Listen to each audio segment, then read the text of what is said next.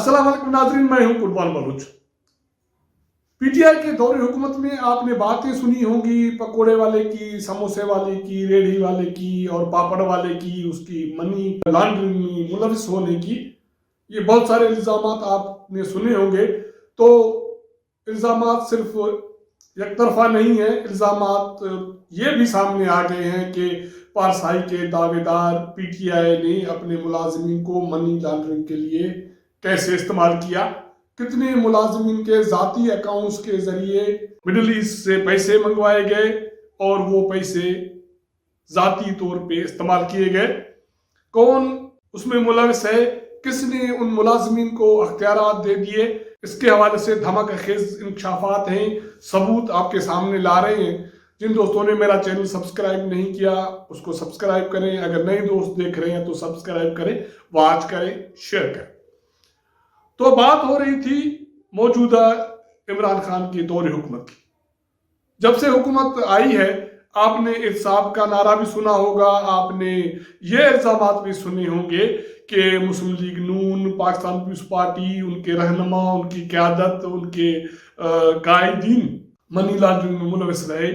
ये इल्ज़ामात हैं इस दौरे हुकूमत के, वज़रा के, मुशीरान के, और उसमें यह दावा किया गया, ये मुबैना सबूत पेश करने की कोशिश की गई कि उसके लिए पापड़ वाले को, पकोड़े बनाने वाले को, रेडी चलाने वाले को, किसी ड्राइवर को, किसी चौकीदार को इस्तेमाल किया गया उस मनी लॉन्ड्रिंग के लिए।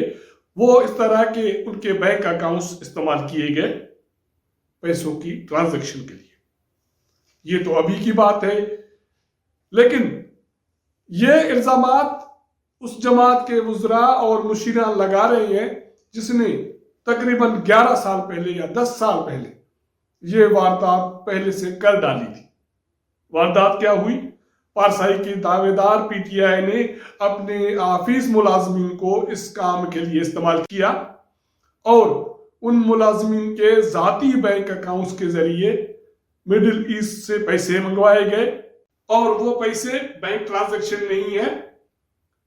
वो पैसे कहा जा रहा है कि जो पैसों के लेन देन की जो कंपनियां हैं उनके जरिए ये पैसे मंगवाए गए, और उन पैसों का किसी के पास कोई रिकॉर्ड नहीं है कि वो पैसे कहाँ इस्तेमाल हुए।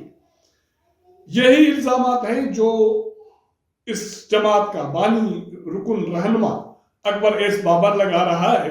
उसका ये दावा है कि ये जमात मनी लॉन्ड्रिंग में मुलविस है। उन्होंने ममनुआ जराए से फंडिंग हासिल की है, बैरूनी मुमालिक से और बैरूनी कंपनी से, और तो और उन्होंने दुश्मन मुमालिक से भी फंडिंग हासिल कर ली है। ये अलग बात है, इस पे बहुत सारे प्रोग्राम हो चुके।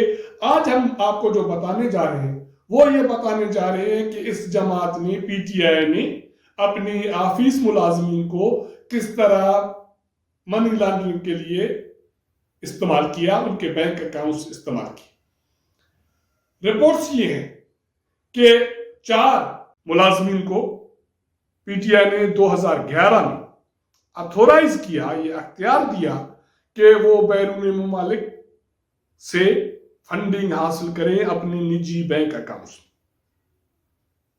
उनके लिए एक इजलास मुनक़द हुआ और उस इजलास में उन 4 मुलाजिमीन को अथोराइज किया गया।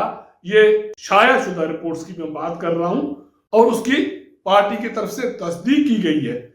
ये पार्टी तो पहले वो भी नहीं मान रही कि उसके कोई अकाउंट्स है फॉरेन फंडिंग के। पहले 8 की बात की गई, फिर स्टेट बैंक ने 23 की निशानदेही की, उसकी तस्दीक की।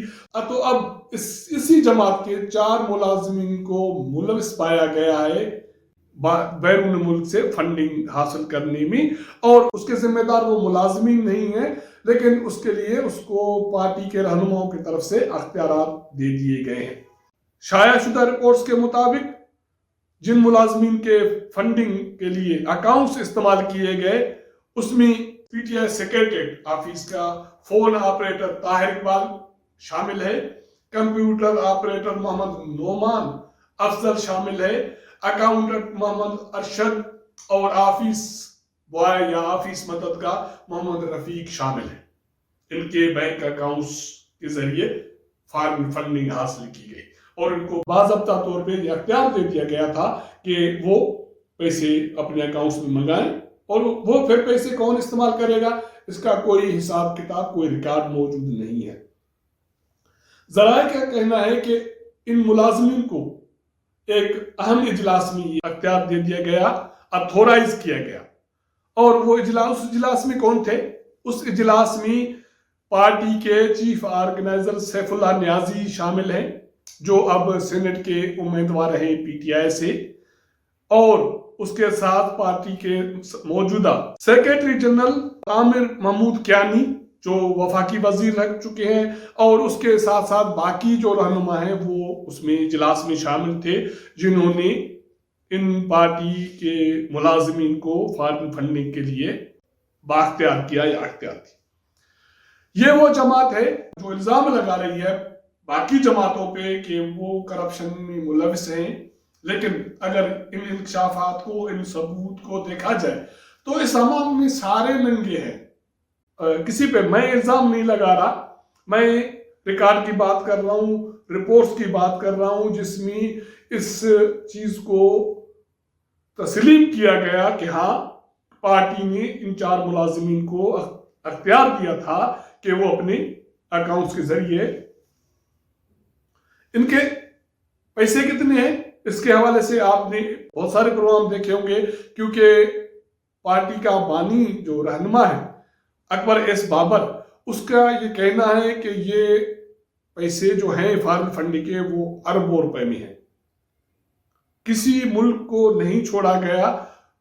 بہت سارے ایسے ممالک سے فنڈنگ لی گئی جہاں سے فنڈنگ لینے کی ممانعت ہے، اور کسی ملک سے کوئی سیاسی جماعت فنڈ نہیں لے سکتی اور نہ کسی کمپنی سے لے سکتی ہے سوائے کے فرد سے، لیکن اس جماعت نے کسی کو نہیں چھوڑا، اور تو اور جو پڑوس کے ممالک ہیں، دشمن ممالک ہیں، کہا جا رہا ہے کہ وہاں سے بھی فنڈنگ حاصل کی گئی۔